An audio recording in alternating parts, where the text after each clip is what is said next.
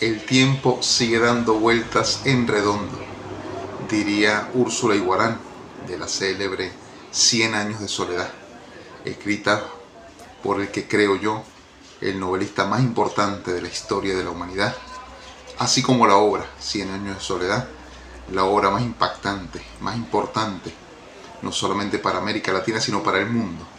Creo que es el legado de una humanidad total, Cien años de soledad.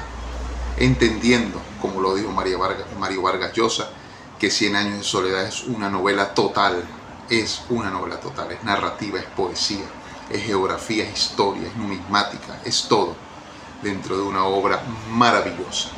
Y traemos a colación la frase de Úrsula: el tiempo sigue dando vueltas en redondo porque observamos la historia cíclica, como sigue repitiendo patrones en diferentes aspectos, no solamente en el caso de América Latina, sino también en Europa, también en Asia y por supuesto en el caso de los imperios. Cuando un imperio está en declive, se presenta aún más peligroso, y eso también con la vida cotidiana. Y cuando alguien está a punto de caer derrotado, se hace más peligroso porque no tiene interés alguno, no solamente en sobrevivir, sino que no tiene miedo alguno en terminar de perderse. Por lo tanto, lo que observamos en este momento, la humanidad total, es el desequilibrio total, el desequilibrio económico, social, cultural y por supuesto político del mundo. Y a partir de todo lo que sucede, nosotros pues exponemos semanalmente algunos casos particulares de alguna zona del mundo, entendiendo que el año 2026 se nos va a ir en 2 o 3 hechos muy importantes. El primero es la guerra de Estados Unidos e Israel contra Irán, la defensa histórica, la defensa, diría yo, inigualable que ha tenido Irán con respecto a un imperio como los Estados Unidos y por supuesto a un imperio de la zona como lo es el Estado sionista de Israel. Allí comienzan también algunos actores luego de febrero, marzo, a participar o a empezar a unirse, a hacer alianzas con otros ejes, porque es que el mundo es ese, el mundo no es de cálculos individuales, sino son de cálculos colectivos, son países que comienzan a unirse en defensa unos, en alianzas petroleras otros, en alianzas económicas los demás. Pero en sí la estrategia en este momento militar de defensa es lo más importante que comienza a tener cualquier país, y eso lo vemos con este tratado o acuerdo de la Meca, como lo han llamado algunos historiadores, algunos analistas, el tratado entre Pakistán, Arabia Saudita y Turquía, un pacto de defensa clave para confrontar y para enfrentar y por supuesto para defenderse de lo que ellos en común piensan que es uno de los ataques más feroces en la historia contemporánea de la humanidad. Entendiendo que Turquía es parte de la OTAN, de la Organización del Tratado del Atlántico Norte, Turquía también, quiere hacer su propia OTAN, pero con países aliados de Medio Oriente, como lo es Pakistán, que es una potencia nuclear, y como lo es por supuesto Arabia Saudita, que es la potencia por excelencia en el tema petrolero, no con mayor producción diaria, eso lo tienen los Estados Unidos de Norteamérica, sino no solamente con las reservas que están de segundo lugar en el mundo detrás de Venezuela, con 298.000 barriles de petróleo, sino con una empresa petrolera, una industria petrolera que se supone puede producir entre 9 y 12 millones de barriles diarios. Coloca a las tres potencias, porque Turquía es una potencia, es la bisagra del mundo, es un país entre europeo, asiático, pero con amplio mundo, con amplios factores, aspectos geopolíticos que van a dar que hablar este triple acuerdo entre tres países potencias. Esto entendiendo lo que viene haciendo Israel el Estado sionista de Israel en Medio Oriente desde su propia creación en 1948 y con ese plan expansionista, ¿no? Ataca este acuerdo de la Meca, que también puede incluir a otros países, entre los que cabe destacar a Egipto, un país simbólico, un país imperio, igual que Siria, son países imperios, son países de orígenes culturales muy pero muy fuertes, son parte de la gran humanidad, símbolos de la humanidad. Por lo tanto, tratar de acabar la historia, sea de Egipto, sea de Siria, sea de Irak o de Turquía, es difícil, ¿no? Los Estados Unidos y Norteamérica, luego del 2002, con esta estrategia de las invasiones, donde en la mayor parte de los territorios que invadió, perdió, porque se entiende, ¿no? Se entienden los Estados Unidos, entendiéndose los Estados Unidos como potencia, como imperio, pues ataca tal cual como lo hizo el imperio romano, por ejemplo. Pero también comienzan a verse algunas fracturas dentro, a lo interno, que no sabemos nosotros, porque los medios de comunicación son así, y solo algunos medios de comunicación por allá, CNN, CBS, que amenazó igual Donald Trump con cerrar su programación desde los Estados Unidos por no pasar parte de un discurso en vivo que hace un mes más o menos hubo la amenaza. Comienzan también a haber factores a lo interno de una desorganización, de un desorden, incluso dentro de los partidos republicanos y dentro del Partido Demócrata, que por supuesto sigue moviendo su ajedrez, su tablero de ajedrez en pro del próximo ataque para el 2028-2029, que son las elecciones presidenciales en los Estados Unidos de Norteamérica. Van a ser claves elecciones que desde ya se comienza a hablar muy fuerte, entendiendo que ahorita en noviembre son las elecciones de medio término de Donald Trump, y que por supuesto, si todo se apega a los últimos resultados de esas elecciones, pues perdería también ese medio término. Trae como consecuencia dos aspectos. Si ganan los medio términos, pues por supuesto va a comenzar una política para tratar de buscar el tercer mandato, que es lo que ya los supremacistas dentro de los Estados Unidos, con ayuda por supuesto del lobby sionista, que en sí es el lobby que más le prestó atención y el lobby que no lo dejó solo luego del 2020, cuando sale del poder, cuando pierde las elecciones con Joe Biden. Ahí hubo otros factores que lo dejaron solo. Donald Trump le debe muchísimo al lobby sionista, al lobby judío, de allí también, Sheldon Adelson, Miriam Adelson, por nombrar dos personajes allí. El matrimonio Adelson es uno de los que más ha invertido, no solamente invirtió en la campaña de Donald Trump, sino también en todo lo que ha sido en este momento el proceso que ha llevado en Medio Oriente, el proceso que está llevando en América Latina, que es un proceso que hay que prestarle muchísima atención. Ahorita vamos a hablar un poco de Venezuela y de América Latina. Es clave hablar, porque yo colocaba en redes sociales en estos días un mapa mundi, pero visto desde América, para tener mayor visualización de los océanos y por supuesto tener mayor percepción en este instante también de ese nuevo estrecho del Ártico. Pero eso es Donald Trump, de salir victorioso en las elecciones en medio tiempo, tratará de encauzar, de apalancar desde allí su política hacia un tercer mandato, ojo, ilegal, por supuesto, anticonstitucional, pero los Estados Unidos existe Disney World y de allí puede pasar lo que sea, ¿no? O sea, lo que usted sueña lo puede lograr, ¿no? Así nos vendieron a nosotros los hispanoamericanos y al mundo entero se le vendió el sueño del norte, que era un sueño mejor que el que se vivía en el centro y el sur de América. Y nada, en este momento todo el supremacismo, todas las élites que apalancan la campaña para el tercer mandato de Donald Trump ya están movilizándose. También se están movilizando los demócratas. Recordemos lo que hablábamos hace 15 días de los 36 millones de electores latinos que tiene los Estados Unidos a lo interno, y como este grupo se supone que es el segundo grupo más grande de electores en los Estados Unidos, puede ser dividido, ¿no?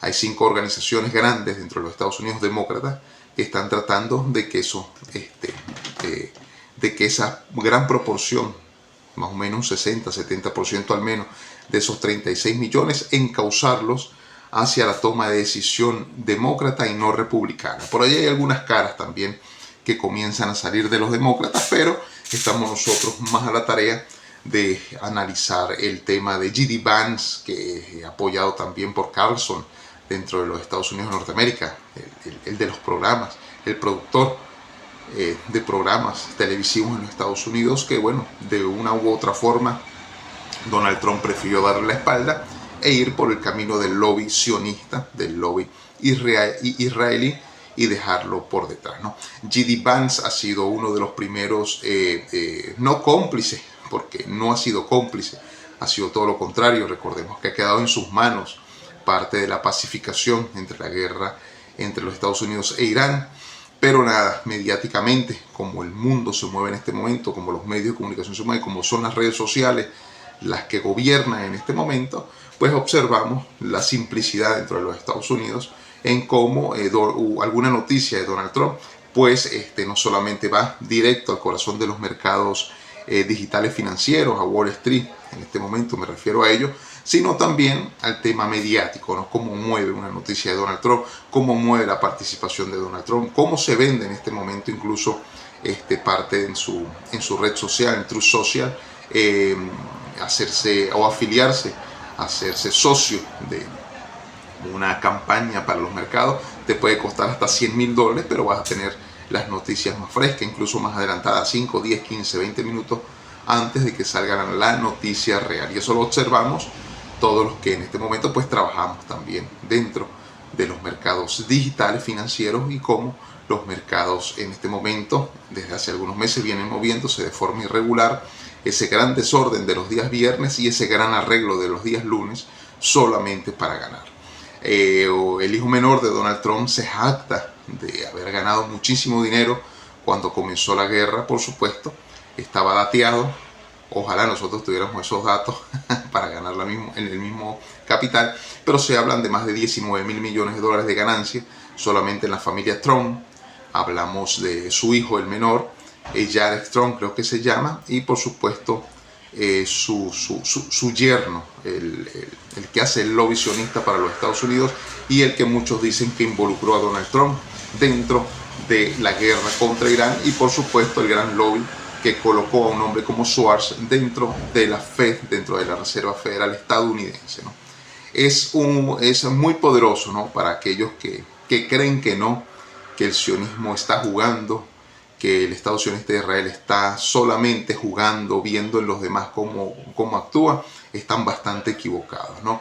Alfredo Jalife habla del metasionismo como una invención, no malévola, sino una invención pragmática dentro de nuestro mundo, en nuestro planeta, que ya controla no solamente el espacio financiero de mercados, la moneda, sino que también controla el 80-90% de los medios de comunicación mundial, que es mucho decir prensa, radio, televisión y medios alternativos, redes sociales como las conocemos.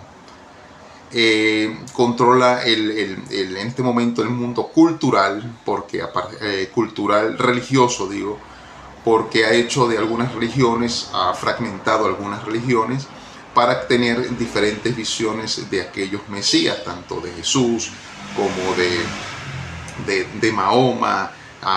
Se ha metido a hablar de Buda, se ha metido en distintas religiones para tratar de fragmentarlas y a partir de allí crear una nueva religión que, ojo, insiste en ello, que es la misma religión, con preceptos distintos, incluso con malformación de algunos libretos dentro de los textos sagrados, algunos versículos, algunos versos, que empiezan a promover esa visión de que el Israel actual pues es el Israel de Abraham, aquel Israel, ¿no?, en el cual fue sacado Moisés también, toda esa historia bíblica, toda esa rica historia bíblica que condujo a Abraham a ser el padre de tres religiones distintas, viéndolas desde un mismo tronco religioso, ideológico, de pensamiento como el de Abraham. Se supone que desde allí también gobierna el metasionismo, como Alfredo Jalife maestro respetable, el mejor geopolítico del mundo, diría yo, lo ha catalogado. Controla no solamente eso, sino controla también a las 10 grandes familias más poderosas del mundo, controla 7, 8 de los 10 bancos más poderosos del mundo también. Así que es un tema muy importante, es tocarlos con pinzas, porque vemos América Latina, nos trasladamos a América Latina y observamos cómo en cada uno de los núcleos, en cada uno de los municipios, en cada una de las provincias de América Latina, pues se está haciendo también una especie de transformación muy rápida, ¿no? Ya hablar de revolución, como se habló en Venezuela, como se habló en Ecuador, como se sigue hablando en Bolivia, que es uno de los casos más particulares que tenemos en América Latina, porque está defendiendo a capa y espada su revolución campesina, su revolución obrera, su revolución artesanal, como ellos también la han denominado, con un presidente como Evo Morales, el presidente indio, que puede ser una de las figuras más importantes después, digo yo, de Simón Bolívar en la creación de Bolivia, cómo pudo canalizar esa revolución y cómo, claro, como todo poder se oligarquiza, por supuesto, hay errores graves también dentro del Estado plurinacional de Bolivia, pero cómo esa revolución desde las comunas, una verdadera comuna, empieza a ser reaccionaria también a ese tema, ¿no? Resistir es el lema de Bolivia. De resto vemos a una América Latina muy distinta a la América Latina que termina el siglo XX, la que comienza el siglo XXI, esa primera gran década de la marea rosa, donde abundó dólares desde Venezuela, ingenio desde Ecuador, revolución desde Bolivia, populismo desde Brasil, el peronismo desde Argentina. Entonces condujo por esos 10 años una revolución que parecía muy posible o con muchas posibilidades de cambiar el paradigma que venía terminándose ya desde el siglo XX, cuando se hablaba del fin de las ideologías, el fin de la historia, el fin de las revoluciones. En América Latina se hace una especie de bloque en conjunto que comienza a dar muy buenos resultados, sigo insistiendo, económicos, porque bueno, Venezuela le llega el tercer y cuarto boom petrolero y a partir de allí se crea UNASUR y se crea un conjunto de formas, ¿no? Digamos, de acuerdos incluso de los 33 países de América, los 33, bueno, exceptuando a Estados Unidos, condujeron un proyecto enorme que se pensaba posible para poder contrarrestar muchísimas cosas que venían del mundo, ¿no? Aquella primera década nos enseñó a los, en ese momento, 20añeros, que era posible desde la lucha ideológica poder proponerle al mundo un cambio paradigmático, ¿no? Pero como siempre lo hemos dicho en este programa, el único sistema pragmático es el capitalismo, porque el capitalismo, cuando no puede entrar por la puerta, va por la ventana o por la canal o se mete por cualquier lado. El capitalismo se convierte en un híbrido, pues condujo a América Latina a lo que observamos hoy en día, ¿no? 20 años después podríamos decir nosotros que esa enorme revolución que hubo en América Latina en este momento, exceptuando a Brasil, que es el último bastión de esa complejidad, incluso podríamos nosotros citarla así, de esa complejidad ideológica, donde una cosa era la ideología y otra cosa era el pragmatismo. Cómo llevar a cabo una revolución, por ejemplo, en Venezuela con Hugo Chávez, cuando lo único que tenía alrededor era herederos de la Cuarta República, pues por supuesto tarde o temprano iba a contaminarse todo y se convirtió en un híbrido que hoy es Venezuela, un híbrido de venezolano distinto, un híbrido que en este momento aplaude de alguna u otra forma el quehacer del imperio dentro de Venezuela, pero que por otro también empiezan a verse rasgaduras bastante fuertes, contradicciones incluso ideológicas dentro de partidos políticos de izquierda, si es que sigue existiendo la izquierda, ¿no? Yo soy uno de los que planteo más hablar de extractivistas, hablar de expansionistas, de soberanistas, porque es que la izquierda y derecha ya no nos dan a nosotros respuesta para lo que hoy está sucediendo en América Latina y como este boom, ¿no?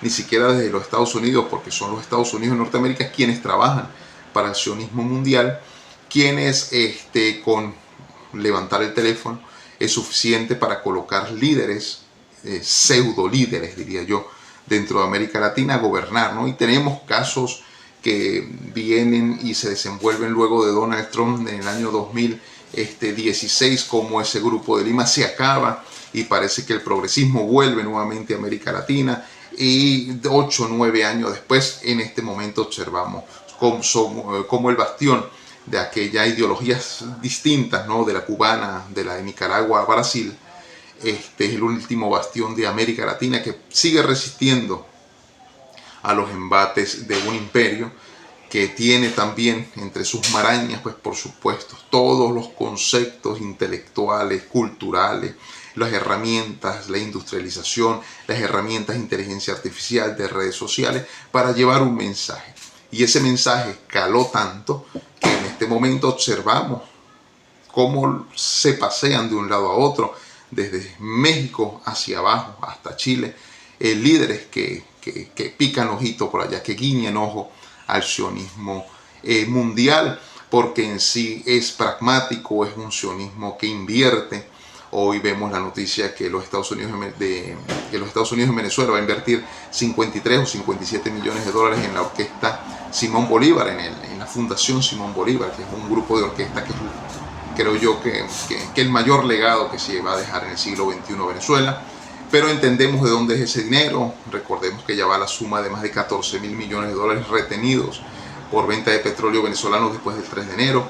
Una Venezuela que cambió, una Venezuela que ya tiene otro tipo de raíces en este momento, es lamentable decirlo, pero desde allí siento yo se están también creando, originando otro tipo de eventos, otro tipo de pensamiento, porque ahora la lucha no va a ser en contra del chavismo, ahora la lucha va a ser del chavismo para poder retornar al poder. La lucha va a ser del chavismo, de las oposiciones también, en contra de quien en este momento ejerce la encargaduría de Venezuela desde el Poder Ejecutivo, que es Delcy Rodríguez y su hermano Jorge Rodríguez, y con todo este tema también de la transición que promete resolver algunas cosas como el Tribunal Supremo de Justicia, como el Consejo Nacional Electoral, para que hayan elecciones sumamente rápidas. Desde los Estados Unidos, desde el seno de los partidos demócratas y republicanos, se está pidiendo accionar.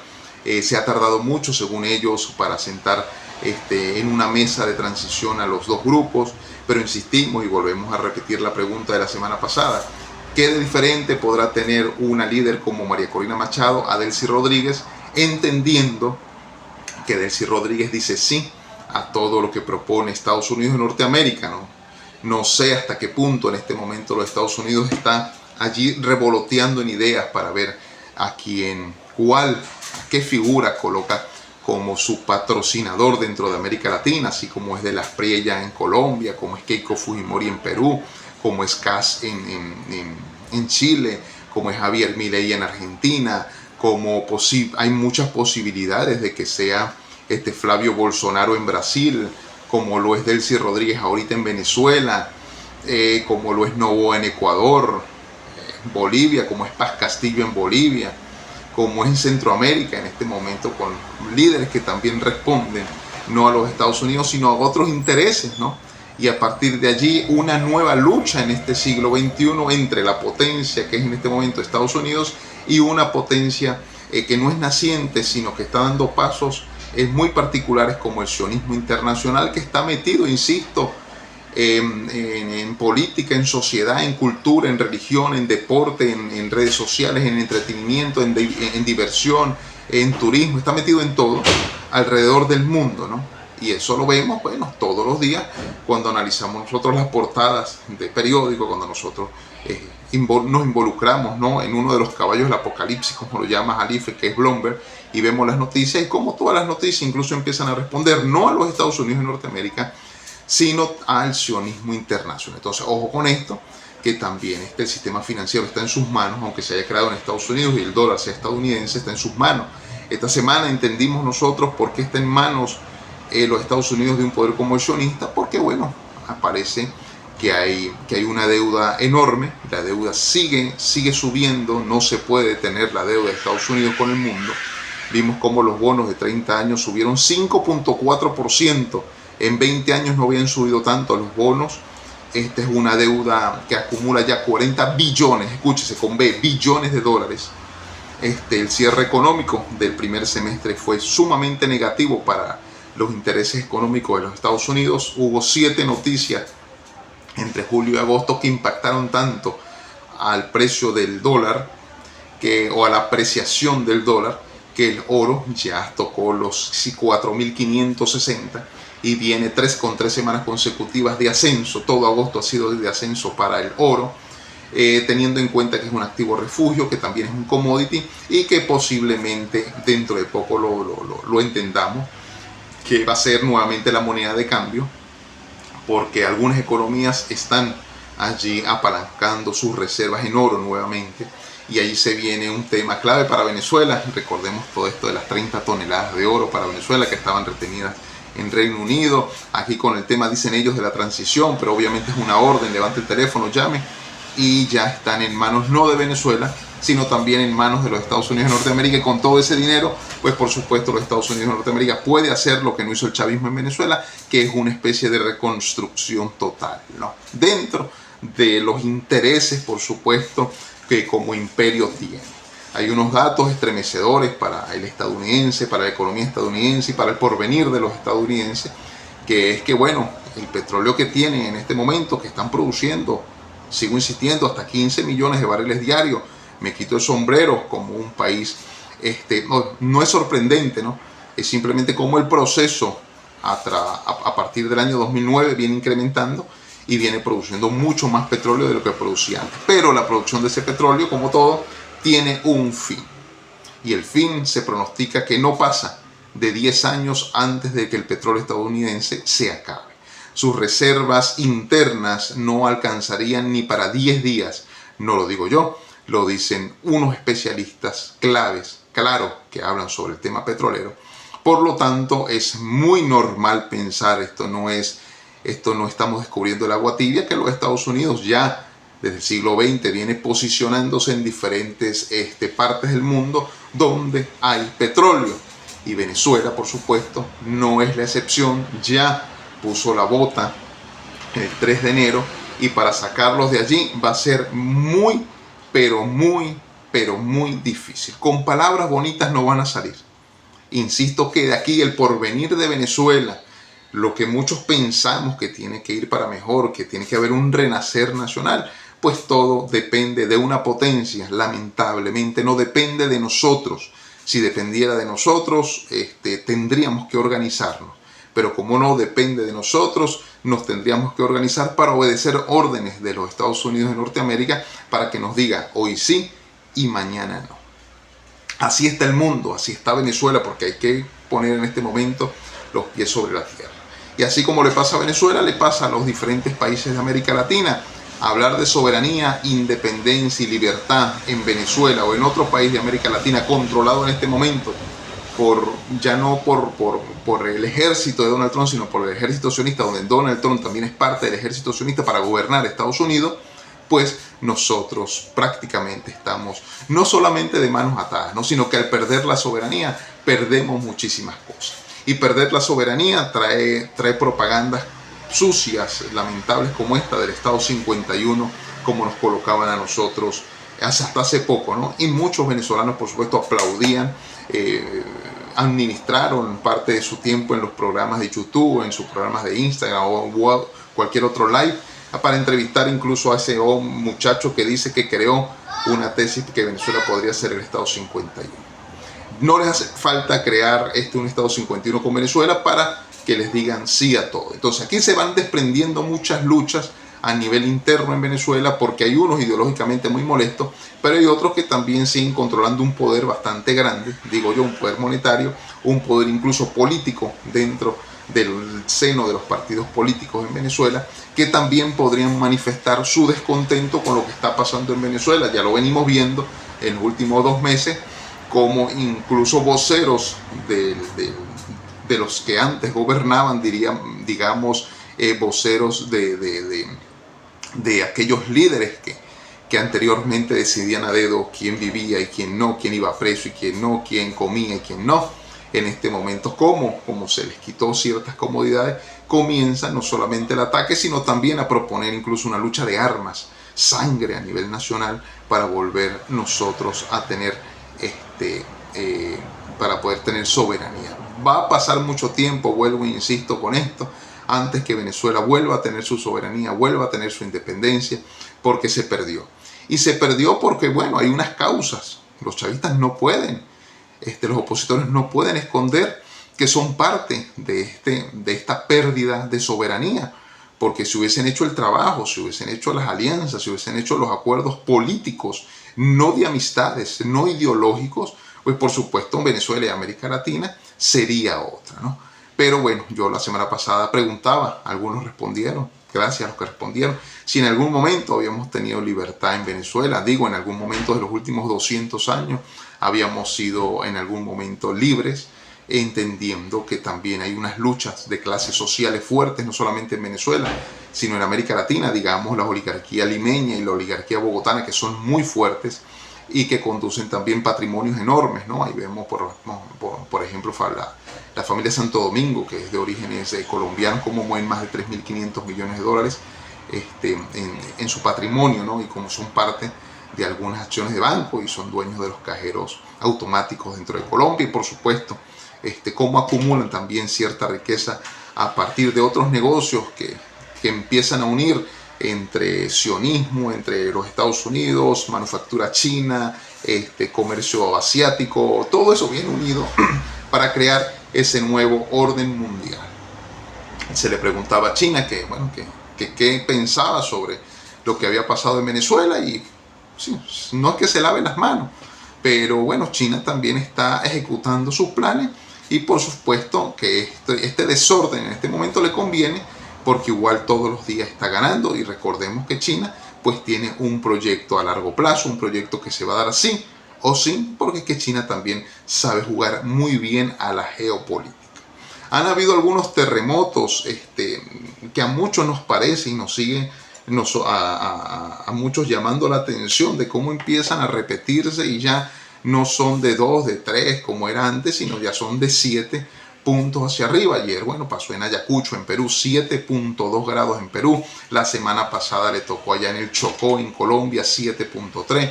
Los gemelos en Venezuela, el 24 de junio, de 7.5 y 7.3. Aquí mismo en España, cerca, aquí en Granada, uno de 4.8, con réplica de 4.8 a los 3, 4, 5 días, no recuerdo bien cuántos días fue la diferencia, pero sigue el mundo en este momento de una ebullición. Esto trae consecuencias, por supuesto, claves, claras, como es el temor. El miedo se empieza a apoderar del mundo. Somos seres humanos, por supuesto que tenemos emociones, y el miedo es la emoción que más controla el ser humano. Lo que pasó en Venezuela después del 3 de enero, cuando se quedó sin accionar las Fuerzas Armadas, producto también por supuesto, de una deslealtad. Ahí hubo traición, ahí hubo entregas claves, clara, que está allí. Necesaria, siempre decimos nosotros, al final, cuando encontramos las causas por las cuales se llegó a la Venezuela del 3 de enero, pues obviamente el plan venía fraguándose desde mucho antes, con conversaciones, con alianzas, con dinero, con pruebas que se estaban sacando allí.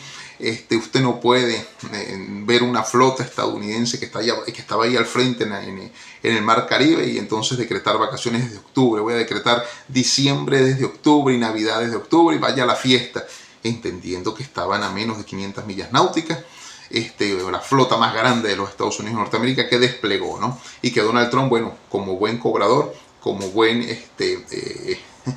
jugador de casino, ya cobró su ganancia, la inversión.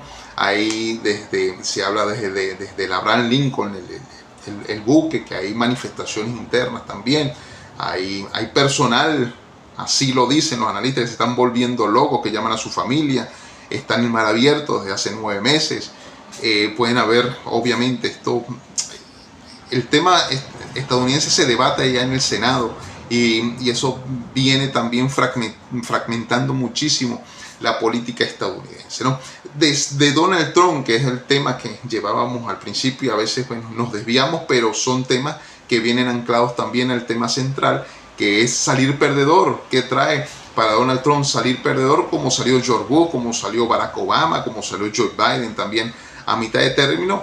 Entraría no solamente en convulsión, sino señalaría, porque Donald Trump, como megalómano, narcisista también, va a culpar a los demás de que su proyecto, el que está haciendo, es el real, pero no hay compañía dentro, o no lo están acompañando dentro de los Estados Unidos, y va a señalar directamente a una persona que ya conocemos, que es J.D. Vance. Lo va a señalar directamente porque es que J.D. Vance está jugando en otro plano, en otro nivel, el mismo nivel, ¿no? El mismo nivel de Donald Trump, y hasta Donald Trump tiene un lobby. A J.D. Vance lo está manejando otro lobby, y a Marco Rubio también, que ya empieza a descontar un poco su apetencia y incluso la competencia que podría darle Marco Rubio a un hombre como J.D. Vance, entendiendo que Marco Rubio también algunas cosas han salido a la luz pública, ¿no? Se le acusa muchísimo de temas ilegales dentro y fuera de los Estados Unidos de Norteamérica, y también entienden que para el sionismo, pues Marco Rubio es la ficha central para América Latina por sus orígenes cubanos. Entonces, bueno, aquí se viene Cuba, después se vendrá Nicaragua, pero ¿qué necesidad habría de esto? No habría necesidad incluso de ningún armamento, ni ninguna invasión militar dentro de Cuba, porque bueno, Cuba, después de la muerte de Fidel Castro, pues viene también una transición dentro de Cuba, porque es que recordemos lo que hablábamos hace algún tiempo, todas las generaciones vienen siendo distintas. Algunas recuerdan lo que hicieron sus padres, pero muy pronto lo olvidan.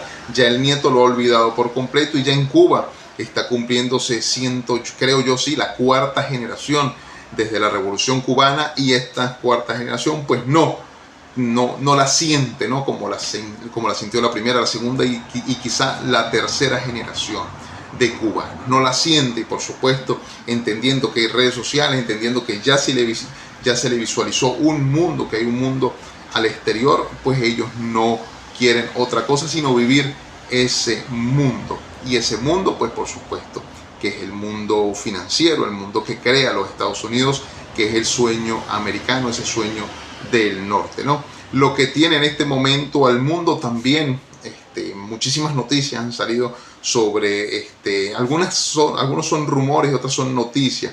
En el mundo lamentablemente se vende más el rumor que la noticia, por eso siempre tenemos que ir a la noticia. Aquí China con el yuan digital ha hecho mover cimientos, no solamente temblar, sino mover cimientos de un sistema financiero que al sistema financiero no le importaría, ojo con lo que digo, al sistema financiero mundial no le interesaría nada cambiar de moneda si la otra moneda le va a dar aún más ganancia, ¿no? Los Estados Unidos patenta su poder imperial porque el dólar es su moneda, y el dólar es la moneda que se intercambia petróleo, con el que se compra oro. Ojo, que es la moneda en este momento de circulación mundial más importante, con menos valor sí, pero aún sigue teniendo mucha importancia, y eso por supuesto pues le lleva a Estados Unidos a vender deuda, es decir, personas, grupos, naciones, estados, repúblicas que necesitan comprar primero dólares para poder acceder a la compra de petróleo. Eso es un proceso. Después, desde el año 1978 en los Estados Unidos de Norteamérica, cuando ya se acaba el patrón oro y comienza a divulgarse el patrón dólar, pues eso es lo que hizo, ¿no? Yo tengo los dólares, pero para adquirir petróleo tienes que primero comprar esto para llegar allá. Ya al final, en este momento, tenemos un ejemplo claro de lo que hace un imperio, de lo que es Estados Unidos, que no solamente en este instante está extrayendo petróleo venezolano, sino que también lo está vendiendo y está cobrando. Y por supuesto se está quedando con alguna parte de eso. Se dice dentro de los Estados Unidos de Norteamérica, que incluso hasta la corte o algunos jueces lo han ratificado, que van entre 13.000 y 14.300 millones de dólares. Y bueno, en estos días le llegó la propina del Delcy Rodríguez de 350 millones de dólares para que vaya ella resolviendo algunos inconvenientes. Ha acusado Delcy Rodríguez en este momento ser partícipe también, ¿no? Se autoacusa, se autoenjuicia también de estar tocando ahí la puerta al Fondo Monetario Internacional para algún crédito para poder reconstruir La Guaira. La pregunta es, ¿ese dinero qué está pasando con ese dinero? Porque nos muestran entonces unas cifras más fabricadas que otra cosa sobre el crecimiento económico en Venezuela. Supongo yo que tuvo que haber habido crecimiento, tiene que haber crecimiento en Venezuela, crecimiento económico digo, porque se ha vendido petróleo. Si se hablan de 14.300 millones de dólares y el presupuesto nacional es de 19.000 millones por año, pues ¿dónde está ese dinero? Pero ese crecimiento observado también en los Estados Unidos de Norteamérica con un punto en su PIB y bajó su inflación nacional, pues tiene que ver mucho también con la entrada no solamente de los capitales del exterior, como en el caso de la venta de petróleo de Venezuela, sino también con la compra de deuda de algunos otros países, entendiéndose China, que es el mayor comprador de deuda estadounidense. Por lo tanto, la deuda solamente con China pues sería confiscar China totalmente el territorio estadounidense, porque no podría los Estados Unidos ni en 200 años pagar la deuda, ¿no? Se viene asumiendo algunos proyectos a nivel internacional como el yuan digital, el yuan rublo. También Rusia ha hablado de unir las dos monedas, el yuan rublo, y hacer una moneda bastante fuerte que pueda ser comparable también con el sistema financiero. No comparable con el dólar, porque recordemos que el dólar está en el puesto número 9 de monedas fuertes en el mundo. Es simplemente que el dólar es de uso financiero y con el que se venden los principales commodities del mundo. Los BRICS también vienen proponiendo desde el año 2011 un tipo de moneda para intercambiar, ¿no? Incluso algunos países BRICS comenzaron a intercambiar, Brasil con Rusia, entre reales y rublos, intercambiar algún tipo de comercio, ¿no? Solo que esto, bueno, no es positivo para la gran potencia, para el dólar no es positivo, para el sistema financiero no es positivo.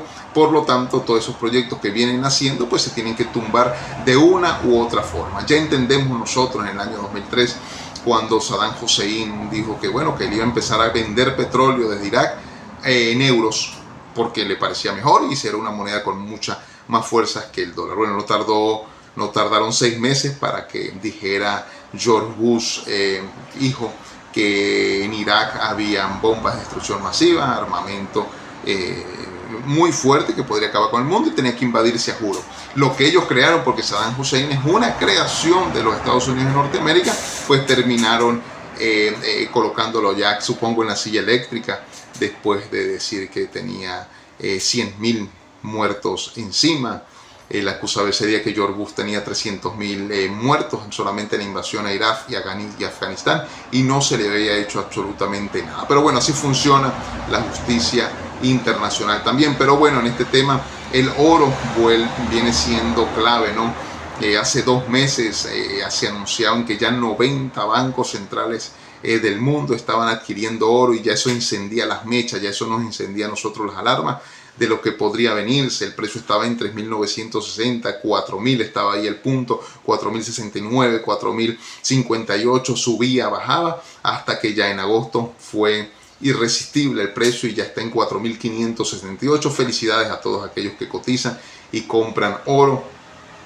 Tienen muy buenos dividendos en este momento, ¿no? Así como los operadores de petróleo, que este año ha sido muy bueno para todo esto, ¿no? Hay un tema también que yo quería tocar, no solamente el tema económico de Estados Unidos, que asusta no solamente a los Estados Unidos, sino al porvenir de los Estados Unidos y sus aliados. Ayer sacábamos en Instagram una imagen sobre cuál era el valor de unirse con un país en deuda, y es ese, que el país que está en deuda te utilice para pagar la deuda, ¿no? Y en este caso, pues, el Rodrigato, que son los nuevos amigos en Venezuela de los Estados Unidos, así como todo este patrón de líderes que comienza a gobernar América Latina, pues tienen que bajarse del bus, como decimos en Venezuela, bajarse de la mula para pagar su participación por ser aliados de los Estados Unidos de Norteamérica, que incluso podrían amenazar, digo yo, no lo estoy diciendo de forma real, sino que ahora la amenaza no iría simplemente a tratar de dañar tu economía, sino que, bueno, puedo a través del clima o a través de la naturaleza modificarla y poder afectar tu situación o poder afectar tu país, ¿no? Puede ser así, ¿no? Eso es una teoría, no la digo yo. Hay grandes teóricos que hablan sobre el proyecto HARP ya como arma de guerra, en la cual, bueno, fácilmente podrían anunciar este tipo de amenazas, ya que usted no tiene absolutamente nada que hacer aquí, porque la pelea ya no es ideológica, incluso la pelea ya no es tradicional de armas, no, la pelea ya es natural de quien controla el clima. Ya el que controla el clima, pues controlará el mundo, ya se está viendo eso. Es irracional pensar en este momento que los grandes terremotos que han existido en todo este año 2026 pues sean obra y gracia de la naturaleza. Simplemente hay posibilidades, ¿no? Cada día crecen más las posibilidades de que también la ciencia haya avanzado tanto que en este momento que eso se haya traducido en un control natural. Entonces, bueno, hay un tema clave, como les venía advirtiendo hace poco, no solamente el tema de Venezuela, porque el tema de Venezuela ya está en transición, ya vemos la transición, solo esperamos ver los resultados. La semana pasada hablábamos de la gran novela, una novela que tenga ya final feliz, por favor, los tiktokeros peleando, cimentándose la madre uno con otro, ya sí, perceptiblemente en las redes sociales se ve que están alejándose un poco y que comienza el algoritmo a tomar otro tipo de interés, porque estamos en la dictadura del algoritmo y vemos, escuchamos, leemos también todo lo que el algoritmo suponga bien para el control, ¿no? Para el control total. Lo que está pasando en Ceuta es un tema clave antes de terminar el programa de hoy. Hay que tocarlo. Hay que tocarlo no porque en este momento estemos ubicados aquí en Cádiz, en España, que estamos aquí a patemingo, como decimos en Venezuela. Estamos aquí a patemingo de lo que está sucediendo en Ceuta, sino que Melilla también es sumamente importante porque son estrategias geopolíticas que van a llevar allí. Una abre las puertas del Mediterráneo y la otra, que es Melilla, está ahí al frente del estrecho de Gibraltar, un estrecho sumamente importante porque es donde entra y sale todo hacia el Mediterráneo. Ojo con esto, que incluso hemos llegado a pensar que el sionismo es tan poderoso en este momento que puede por colocarle en la mesa, así en una carpetica amarilla bien bonita, al Reino Unido, de que declare que ellos son, y en este momento tienen relaciones del estrecho de Hormuz, del estrecho de Gibraltar, no con España, porque Melilla le pertenece a España, sino con Marruecos. Hasta ese punto podría ir, lo digo yo, de forma en este momento, incluso hasta anecdótica, diríamos aquí, que podría ser algo clave, ¿no? Porque así está funcionando y está funcionando de una forma muy rápida, con mucha velocidad. Veíamos y cómo desde hace 3 semanas, 4 semanas, lo de Ceuta empieza ya a implicar otros actores. Aquí se viene desprendiendo temas como el narcotráfico, se viene desprendiendo temas como las enfermedades venéreas, también por transmisión sexual. Empiezan a desprenderse también temas de violaciones ya a adolescentes, a mujeres dentro de Ceuta. Ojo que estos son temas que ya se están tratando y que hay que tratar con pinzas, porque son temas que hay que meterle mucho análisis, mucha profundidad, porque detrás de eso, a mí me gusta siempre estar detrás de eso. ¿Qué hay detrás de eso? Lo entendíamos hace 15 días en el programa, de cómo se estaba acordonando todo ese territorio, cómo la gran autopista, esa de 1000 kilómetros, llamada Donald Trump, que vale $1.000 millones, la está pagando Estados Unidos de Norteamérica, la está pagando los contribuyentes estadounidenses, que son los que pagan al fin y al cabo, y la maquinita esa que reproduce dólares, como reproducir, como sacar de la teta de la vaca todos los días leche, ¿no?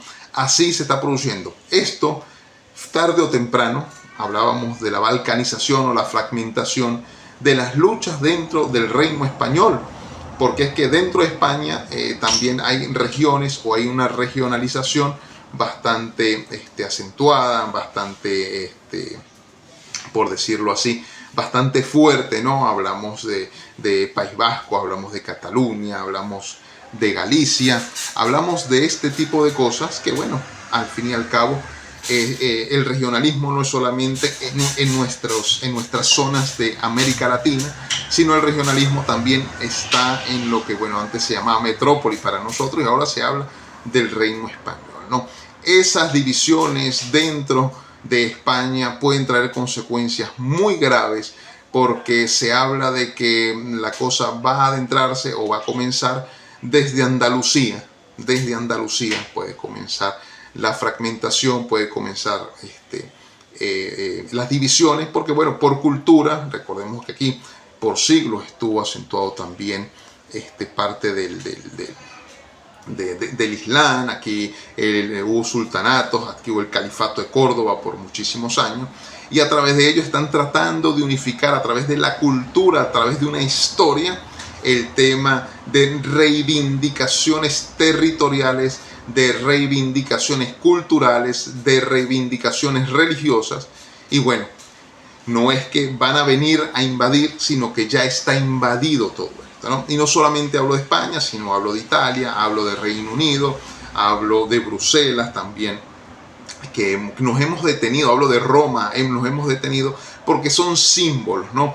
Hablábamos hace un tiempo también de una posible guerra santa o una guerra religiosa, una guerra de religiones dentro del Reino Unido por la cuantiosa población de origen musulmán que hay dentro del Reino Unido. El sionismo también está utilizando a los musulmanes y al Islam como arma, y eso no lo digo yo, lo dijo el encargado de guerra de Israel, que van a utilizar el brazo del Islam como arma para el sionismo o para el Gran Israel, como ellos lo han denominado, lo vienen denominando desde hace algunos años, ¿no?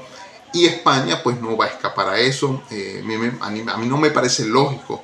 Todos los países tienen problemas, pero vino la Dana, vinieron los incendios, vino lo de Ceuta, viene el terremoto, viene otra vez lo de Ceuta, está lo de Melilla, viene una confrontación interna, hay un partido político que gobierna el Estado español, que a veces nosotros hacemos análisis y decimos, realmente yo concluyo, no sé si Pedro Sánchez está en pro o en contra de esto que está sucediendo dentro de España, porque es que no vemos acciones contundentes. Hablábamos el otro día de los plazos migratorios, de la ligereza migratoria que hay en España. Se entendía que hay necesidad obviamente de mano de obra, de poblar algunos territorios que ya están pasando incluso a ser pueblos fantasmas aquí en España. Eso se entiende, eso es sumamente entendible, pero detrás de eso se habla de las pateras, se habla de mucho de esto. Lo vemos en las redes sociales, como las pateras llegan, 50, 75, 120 personas se bajan en un momento de una playa y entran a cualquier país. Eso es normal porque esos son planes, eso hay alguien que está cotizando en bolsa incluso por ello y que está ganando muchísimo dinero por el traslado. Pero la mayoría de esos migrantes están llegando en aviones, están llegando por aeropuertos y están entrando muy fácilmente porque no es perceptible para los que hacemos análisis, pero no es perceptible para aquellas personas que simplemente vienen a disfrutar de la compañía de un familiar para pasar el verano aquí en Europa, que obviamente es muy bien visto, y se bañan y se van a las playas y comen y hacen mucho turismo, sino detrás de eso, ¿qué es lo que hay? Recuerden que hay una desestructuración en Europa. Entendemos nosotros que no es independiente Europa en este momento, depende muchísimo de lo que haga Estados Unidos, depende muchísimo del control financiero estadounidense, depende muchísimo de las armas estadounidenses, depende muchísimo de la industria estadounidense, y por supuesto usted no puede estar dependiendo de un país que juega en el equipo que lo quiere destruir, porque al fin y al cabo es una cultura europea que se hace en todo el mundo. Recuerde que el mundo incluso actualmente todavía es eurocentrista, lo vemos en los mapamundi, como Europa está en el centro del mundo, entendiendo que lo demás son la margen. Eso llevó, hay conceptos también de estudio para ello. Se han hecho dueños de la gramática, se hicieron dueños de que aquí se creó muchísimas cosas, de que la imprenta, y todo eso pues llevó una historia en 1500 años, 2000 años. La mitología griega también, que también puede ser copia también de la mitología egipcia, ¿no? Porque hay muchos parecidos, incluso las religiones tienen muchos parecidos con todo lo que sucede en Egipto. Eso está estudiado, yo no tengo por qué venir a darles clases de esto, porque ustedes también, muchos están enterados de esto, incluso me comentarán y me harán algunas correcciones, yo les agradezco también por ello. Pero en sí, ojo con lo que sucede en Ceuta. La reubicación ayer se habla de 1200 personas que estaban reubicando, y ya al anochecer ya se habla de que de las 1200 personas ya habían 500 nuevamente en la playa, porque bueno, así es, ese es el mandato, esa es la orden. La orden es la desorganización, y cuando un país o una corporación, incluso familiar, ustedes ven familia, cuando la familia está en desorden, viene alguien que lo va a poner en orden. Nos pasó en Venezuela, un país en desorden que tuvo que ir a venderse al mejor postor, a un imperio, para que viniera a poner orden para ellos, desorden para nosotros, porque a ninguna potencia, vuelvo, repito y escuchen bien, a ninguna potencia les favorece que un país emergente o de tercer mundo o del segundo mundo florezca. A ninguna potencia, llámese China, llámese Rusia, llámese Estados Unidos. Los bloques de países que se están uniendo en este momento, como un ejemplo lo que hizo Arabia Saudita con Turquía y Pakistán, ahorita es por defensa. Pakistán para defenderse de la India y que lo ayuden en algún momento, ¿no? Turquía para defenderse de Israel por el tema de Siria y la implementación que ha hecho también Turquía en Siria, y Arabia Saudita para defenderse en el Golfo Pérsico y por supuesto en el Mar Rojo, que las dos salidas está siendo amenazado de un posible cierre. Entonces yo busco esos tramos donde puedo irme para que me ayuden, para que me colaboren, para hacer alianzas, pero en sí el mundo hay bloques de países que están luchando contra los hegemones, y esos hegemones tarde o temprano pues actúan como actúan los imperios, a las malas. Por eso insisto, los que han hablado en Venezuela, un ejemplo nada más de armarse nuevamente grupos de guerrillas para luchar ahora no solamente en contra del chavismo, en contra de los opositores, sino en contra de un país invasor. ¿Cuál va a ser el lema? ¿Cuál va a ser el motivo? Porque hay personas que están en este momento, ojo, todo esto, la historia, vuelvo y repito, el tiempo sigue dando vuelta en redondo, como dijo Úrsula Iguarán, y esto ya se ha vivido en otra época, ya se ha vivido en otros países con diferentes contextos, por supuesto, pero en historias repetidas. Así que bueno, no me extiendo más. Saludos, que estén muy bien. Recuerden suscribirse al canal, darle dedito, que estén muy bien. Saludos.